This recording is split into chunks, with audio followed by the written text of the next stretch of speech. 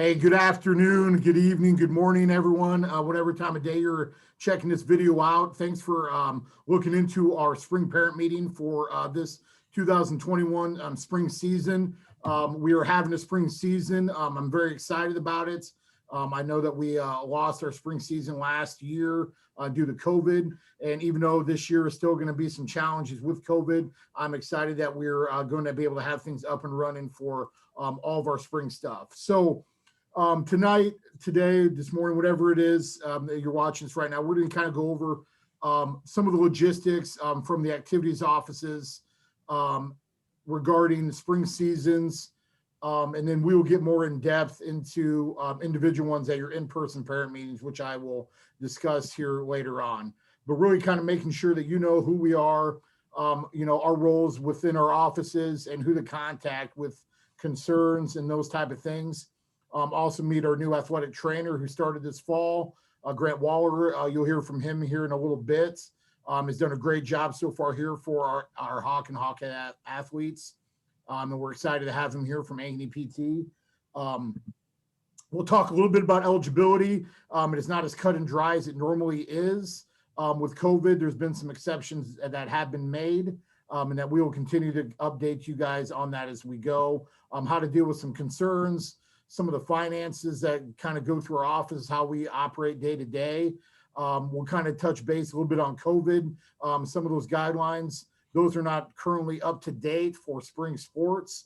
And those will obviously be some communication that'll come out as our seasons approach. But I wanted to make sure I got some of the general info out to all of you as our season start dates approaches. Also make sure that when you'll do your breakout in person with our head coaches, who I all have listed here. All are coming back from last year, except for our new hire in tennis. We actually had Steve Smith transfer over from the boys to the girls as the head coach. And we were fortunate enough to have Ron Miller join us to be the head of the boys program. Seth Haggerty's back at girls golf. Marcus Varnum was at the helm last year, but last year is going to be his first year. But we're excited to have him back, and Simon Brown back on the girls' side, who they are still defending state champs. So we're excited about their season coming up. And as we go through boys and girls track, Coach Nelson on the boys' side and Coach Cotter on the girls' side. So we're excited to have the great leaders that we have in our spring programs. They have also already lined up their individual parent meetings that they will have in person. To dive in a little bit more in detail by their sport-specific rules, guidelines, schedules, those type of things. So they're all listed here. I won't read through each and every one of them, but if you have not already, you should be receiving some communication on those. These are all going to be held in the Ankeny High School Commons, except for our girls track. They're going to hold that virtually like they normally do in a given season. So a lot of information right there. Always feel free to contact our office with questions as we go into these things. My name is Mr. Umphin, AD here, second year. Mr. Tom Davis on here is our event manager here at the high school. And Sarah Murphy is our secretary here in this office. Mike Baker, who you're going to hear from here in a little bit, is our AD over at Southview, and Mary Arnold, his secretary over there. Really, I'll just kind of dive in real quick. I don't have Sarah or Mary on this recording, but they're going to be your first contact of our office. They're going to help direct you to who you need to talk to about anything in particular they might be talking about. They can help our booster parent reps schedule meetings, room facilities, prepare programs, basically kind of oversee getting awards to our coaches. And they will let coaches know about absences as well, which we will touch base on here in a little bit. And they will help with camps and clinics and those type of things. Our man, Tom Day, a lot of you know him. He's been here for quite a few years now. He's going to be your contact regarding transportation for our coaches. And if you have any concerns with transportation, there is a few different things with COVID going on right now that we will address here a little bit regarding transportation. If you're needing a table for a senior night or for any type of fundraiser you might be looking to do, he's going to be your contact. If you're able to volunteer to help at events, contact Tom Day, whether that's with scoreboards, announcing, ticket taking, concessions, he's our guy. So if you're looking to volunteer and help with any of these things, please reach out to him. We're always looking for great help in these areas. He is also going to be our person if you're having issues with your physical and annual concussion checkpoints and all that stuff that has to be updated onto our activities registration. As I kind of mentioned on this, Tom Day or Sarah Murphy here at Ankeny High School, and then Mike and Mary over at Southview can be your contacts for this, but all physicals are required to be uploaded to our schools electronically through our athletic registration. And this is the second year that we've had this process in place. So hopefully everyone's a little bit familiar with this and we were able to work some kinks out and hopefully working a little bit smoother. Physicals are typically good for 13 months from the date they were last given, and they will automatically be removed from this platform once they're expired. So we need to make sure that they have an updated physical on file under the athletic registration to be eligible for practice and all those things. There's also some things on there as well, not just uploading physical, but having emergency contact info, medical clearance, a little bit of those other things, concussion guidance, acknowledgement of the information, and also just a COVID thing as well to know what the inherent risks are. I do have the links on this, and this PowerPoint will be uploaded onto our activities webpage so that you can click directly on these links if you so choose, if you have a hard time finding it. These links can be found on our website as well, along with instructions if you're struggling. With that, I'm going to turn things over to Mr. Baker, our AD over at Southview, to touch base on some of the great things they got going at Southview. Okay, thanks, Andy. Really want to make this pretty quick for you and just understand that at Southview, our main goal is to increase participation and then retain kids going from 8th grade to 9th grade to help develop our upper level programs. And that includes coach and player development. Any activity questions that you have that relate to 8th or 9th grade, make sure you come through Southview. Sarah or Tom or Andy will probably direct you over to Southview if you call the high school. Just make sure you run it through Southview. And then make sure, our goal is to get the kids active, and we want them to be multi-activity, especially 8th and 9th grade. We want kids to find out where their skills and talents are. So encourage your sons and daughters to participate in multiple activities before they start to specialize and focus in on 2 or 3 different sports or clubs and activities. The last couple things I would have is make sure that you respect the coaches' personal lives. I try to emphasize with our coaches that if you give a time that practice is going to be done, make sure you are done by that time so that parents aren't waiting for kids. And then likewise, we don't want our coaches to be waiting for parents to pick up their kids because they might have family at home that they're looking to spend time with too at night after practices and after events. Finally, we have the weight room open at Southview Monday through Thursday in the afternoons from about 3:45 to 5 o'clock. And we've also added a morning session now, Monday, Tuesday, Thursday, and Friday from 6:30 to 7:30. So I think that part of it, the strength and conditioning component, is really what's helping us grow and move our kids into more competitive atmospheres as they build that strength and they move forward into their freshman, sophomore, junior years. So if you have any questions, feel free to contact me. Other than that, I'm going to send it back to Andy. Awesome. Mike, thanks so much. I appreciate all your efforts down there at Southview and great points made on really developing and retaining our kids. We want to see them over here at the high school participating in multiple athletics and other activities as well. So we want to keep that trend going. Our big philosophy over here is our Trust Family Believe Hawks, really, working cohesively together within all of our programs to help support one another. And a big piece of that is you guys, the parents. Obviously, we got a lot of pride in what we're trying to do here.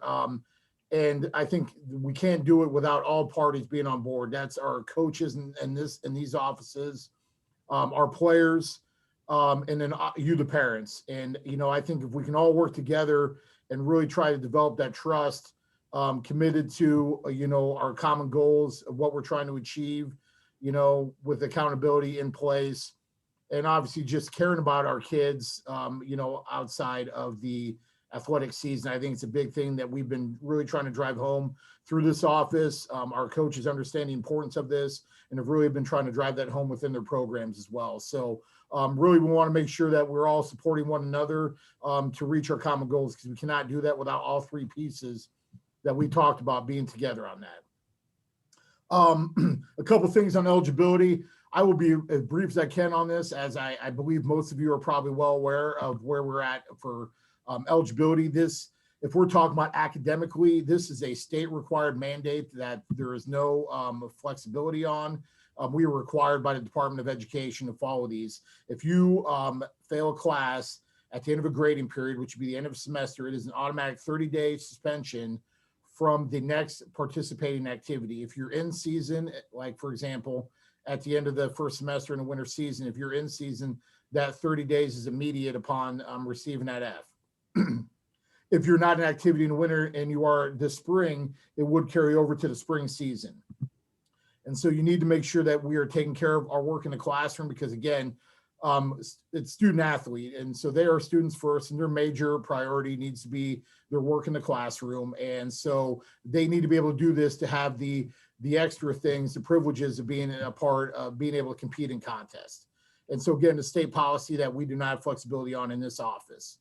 If there's an incomplete because they do not have a grade submitted at the end of the grading period, that is treated as an F until a grade is assigned. So please make sure that they're being diligent about getting their coursework in, and if they are missing something, that they're getting it taken care of prior to the end of the semester to avoid this type of thing. Now, with COVID, they did waive this ineligibility from the state for winter seasons. I am unclear if this is going to be carried over to spring. The state of Iowa, the Department of Ed, has not communicated that yet.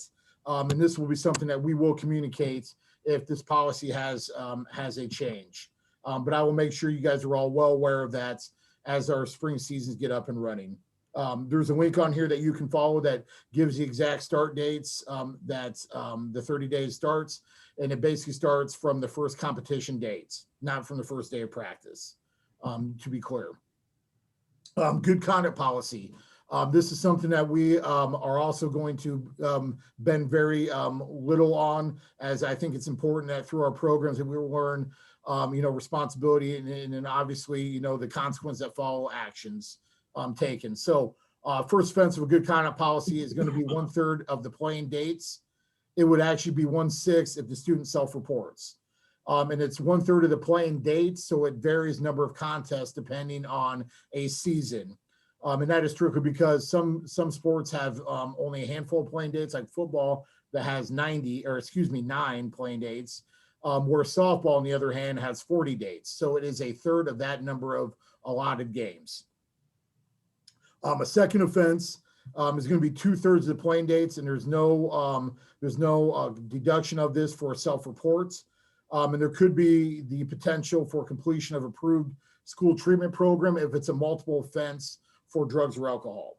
And that's something that we don't take lightly either, because we feel like that's an opportunity for us to maybe help redirect some students that are showing a trend.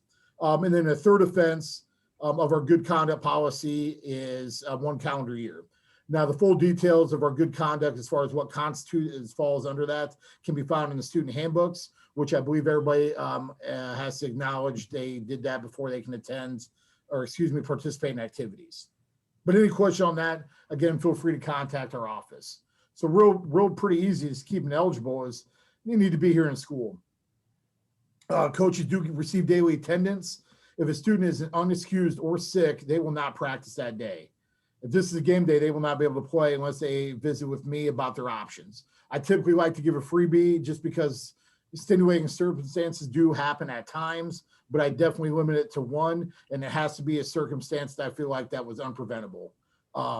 As in, like, it was the first time and something happened with the timing, and so on and so forth. Now, with that, we need to be given a heads up on doctor appointments, and we are asking that we have proof that they're actually going to the doctor. The reason that is we want them to be in class. They need to be here so that we can ensure that they're doing their classroom work, because again, they are students first, athletes second. Mrs. Chrisman here in our office, our attendance clerk, and she will communicate daily with our office, and they will be making sure that they are contacting us if they are involved and they need to get information to us ASAP about an absence. Obviously, there's extenuating circumstances to this, along with college visits, bereavement for funerals, those type of things. But again, those have to be pre-approved and communicated with our office. I will not read all this information, but you can find this information again on our website. This PowerPoint will be uploaded to. But if you are participating in camps or a thing outside of the season, make sure that you're not doing something that is going to hinder your eligibility through the Iowa High School Athletic Association or the Iowa Girls High School Athletic Union. If you have any questions on these, I'd be more than happy to look at what you're looking to maybe participate in to ensure that there's no eligibility issues. I know I did this already this year for potential football camps, a golf invites, track invites, those type of things. So I won't read through all this, just ensure that any camps that you're ensuring is not ruining eligibility. The big thing is that you're not competing against college or professional athletes in any type of camp or events. Just to make sure, and this kind of just goes back into that process, and I won't read too much into that. I think we understand that. Anytime in doubt, just contact our office. Make sure we know what the requirements are if your student athlete is thinking about competing at the next level. Right here is just basically what the requirement is for a lot of these things. Basically recruiting and clearinghouse information for the NCAA. There's certain number of courses that you have to complete to be eligible. And I have all those listed on here. Again, this information can be found on our website.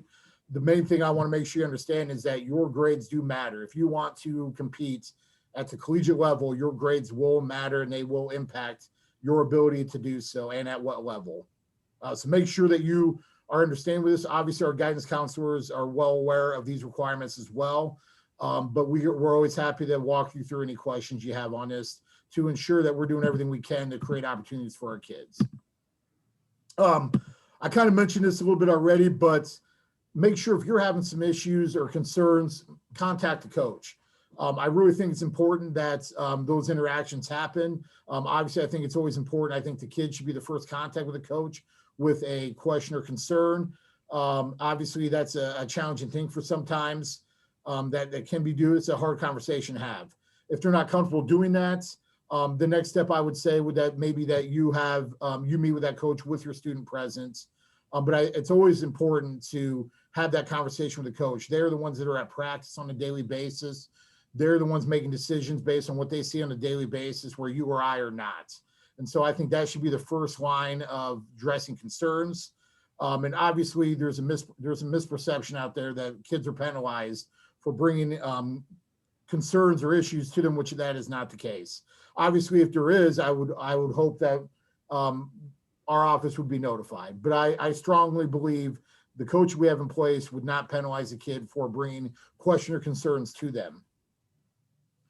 If you still don't feel satisfied with your meeting after you and your son or daughter have met with our coaches, the next step would be contacting our office. And hopefully a lot of these issues can easily be resolved by a simple communication between both parties. And if I need to be involved, I'm more than willing. But again, I always want to make sure, and I'm always going to ask if these appropriate steps have been taken first.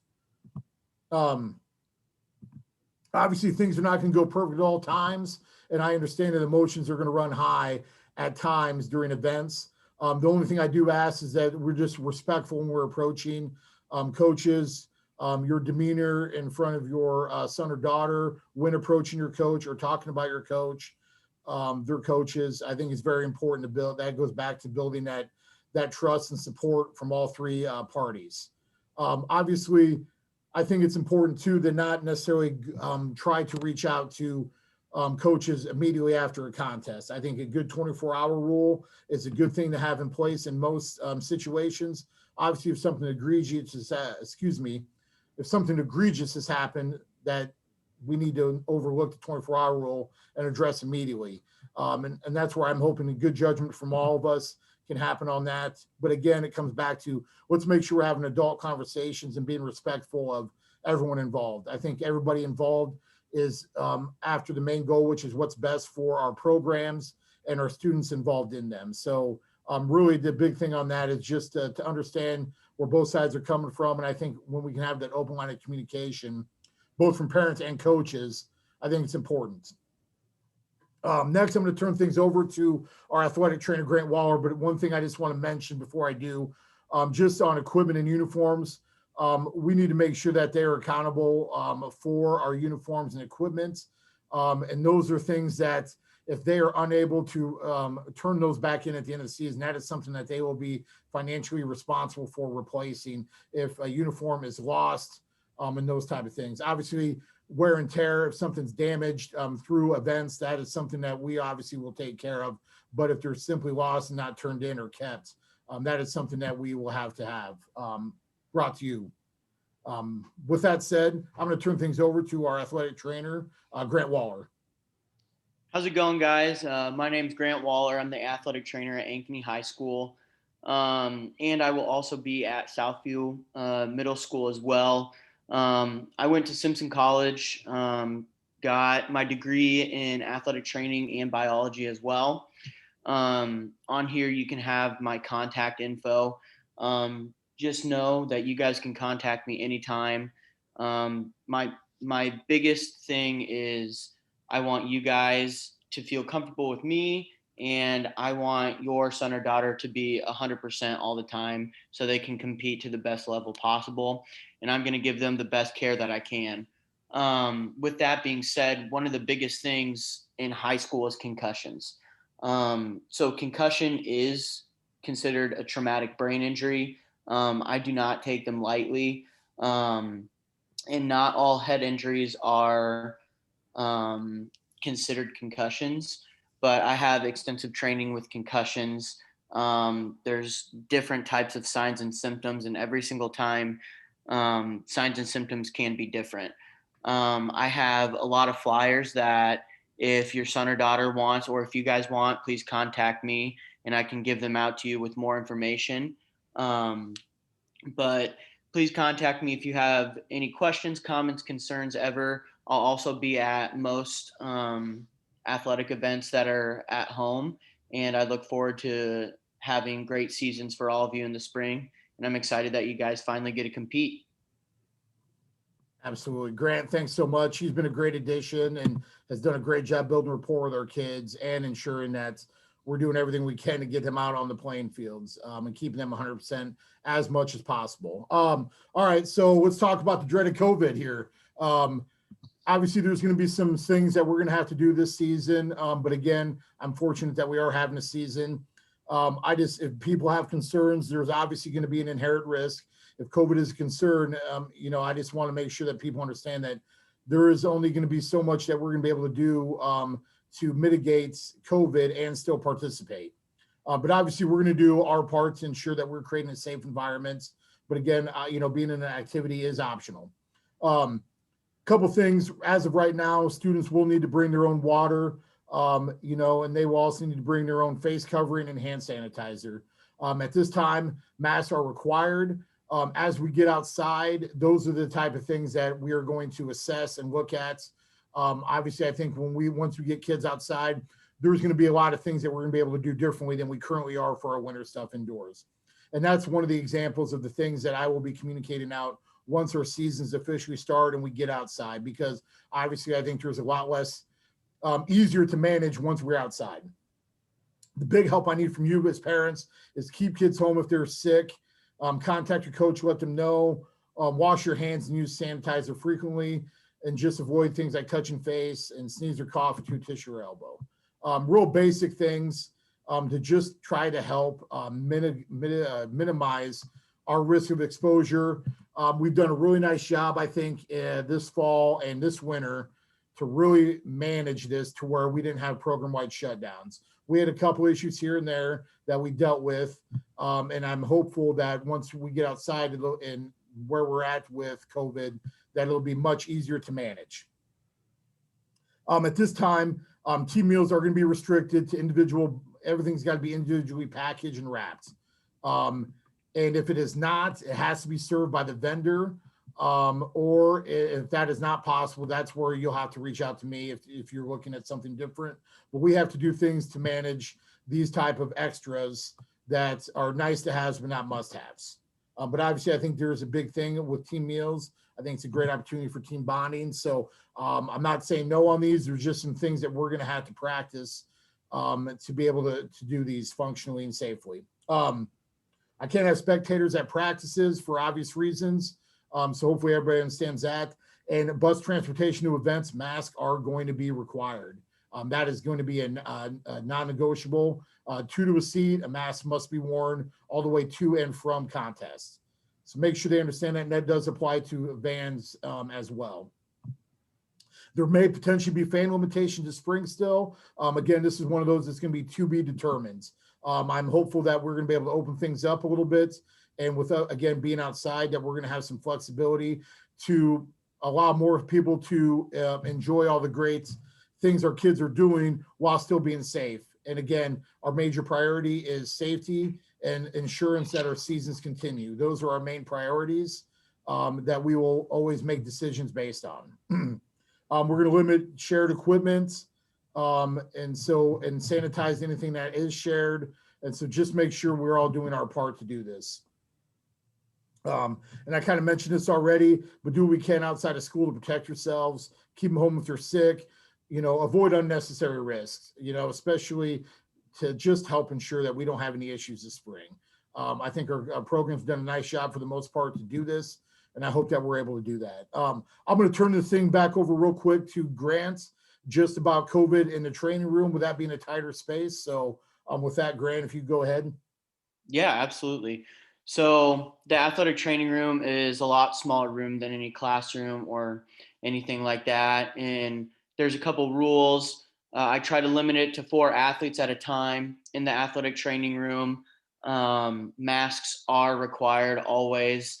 I don't provide masks, so make sure they have them, which they should already before they come in. I also have a COVID questionnaire, just like almost any place that you go to now in public. Just quickly read through that before you come in. If you're feeling sick or ill, let me know and wait out in the hallway. Again, always wear a mask and stay away from others. Or simply, if you're just not feeling well, just don't show up and communicate that with me. As I've said before, I'm always open for communication. That's the biggest thing for me is I want to make sure everyone is on the same page of what's going on, because then things operate a lot more smoothly. So please call me if you need to set up a time or anything like that. But these are my very basic rules for the athletic training room. And this has been going on for such a long time that it's just pretty much general knowledge at this point. Yeah, absolutely. Thank you, Grant. Yeah, unfortunately, I think we know these things right now all too well. Again, this information is just some links that you can easily find. Again, this PowerPoint will be on our website, but links to our calendars, and obviously the option to sign up for the Notify Me option, which is through our school, which is our activity schedules. Everything can be found on there, and you can sign up to get immediate updates with cancellation, time changes, rescheduling, those things. Obviously, we've talked about COVID, but we all know what spring sports look like when rescheduling with weather. Real quick, I'm just going to kind of go over our finances through the activities office. We are a self-funded group through ticket sales, fundraising, and donations from our boosters and private donors. Our district role in our activities department is for the transportation and the salaries of our coaches. Everything else above and beyond is all generated funds through those things I listed above. Booster Club has concessions, membership, and other various events like the Booster Bash, the cake auction we did before COVID.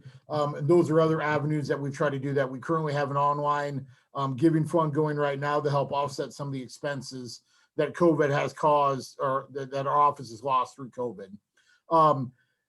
These are some other expenses. These are just some of the expense example that takes to run it. Entry fees to big meets, officials, event workers, extra transportation for things above and beyond what our district is providing, facility rental when needed or improvements as needed, uniforms, weight room projects, for example, that we have one going right now, equipment needs, etc.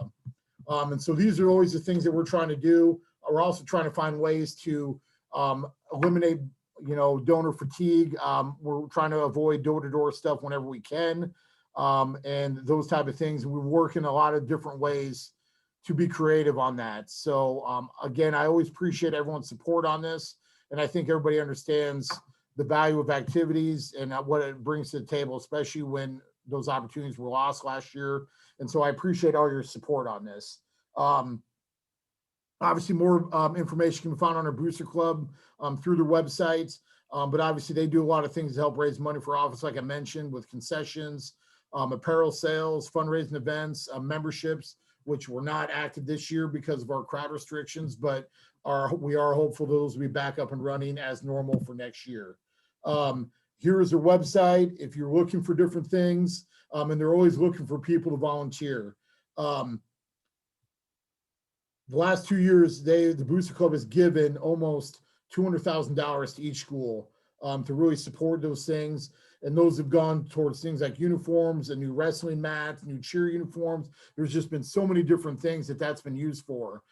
Software for our coaches to be more efficient with their resources, and so on and so forth. So really appreciate your support of the Booster Club. Obviously, this number is going to be significantly less this year with the amount of lost opportunities to create revenue. So it'll be a fraction of what it normally is this year. So again, all support on this is needed. The last thing I always like to wrap things up with is, show some patience and grace with our event workers. Our officials are human. They're going to make mistakes. And obviously sometimes that can be frustrating at times. I do just ask that we will be cordial, as we go through events. They are not going to change their calls based on crowd yelling at them. And if anything, it's only going to hinder their ability to make correct calls going forward. So I really just help with your support of being, show some patience and grace with our event workers, especially our officials. With that said, I'm really excited about the opportunity that our athletes are going to have, and excited for a great spring season. Obviously, things are going to look a little different, as I've mentioned, but again, I'm very excited for this. So with that, I would say thank you for your support and look forward to seeing you out there at our spring events. Thank you.